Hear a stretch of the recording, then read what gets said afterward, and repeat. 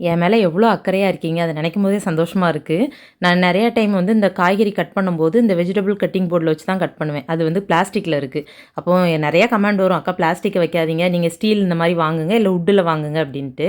சரி நீங்கள் சொல்லிட்டீங்களே அப்படின்னு சொல்லிட்டு நானும் போய் பார்க்க போனேன். ஒவ்வொரு போர்டையும் எடுத்து பார்த்தேன் ஃப்ரெண்ட்ஸ். ரேட்டை பார்த்தோன்னே தலையே சுற்றிருச்சு. ஏன்னா அவ்வளோ ரேட் போட்டிருக்காங்க.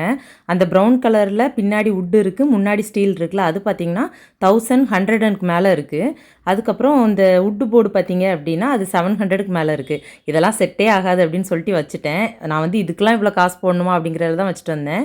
அதுக்கப்புறம் ஆன்லைனில் பார்த்தேன், அதில் ஸ்டீல் போர்டு மட்டும் தனியாக வந்துச்சு.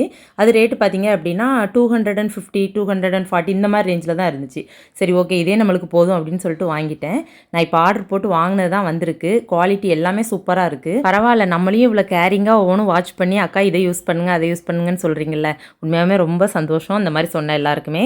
இதோட லிங்க் வந்து நான் உங்களுக்கு மேலே பிக்சராக வரும், அதை டச் பண்ணி வேணுங்கிறவங்க வாங்கிக்கோங்க. இந்த ஸ்டிக்கர் மாதிரி கொடுத்துருக்காங்களே, இதை எடுத்துடணும். இதுதான் முன்பக்கம், இதில் தான் நம்ம காய்கறி கட் பண்ணணும்.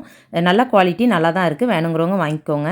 அதுக்கப்புறம் நம்ம பிளாஸ்டிக் எடுத்துகிட்டு இதை தொங்க விட்டாச்சு. அதில் வீடியோ பிடிச்சிருக்குன்னு நினைக்க, வீடியோ பிடிச்சா லைக் பண்ணுங்கள். பாய்.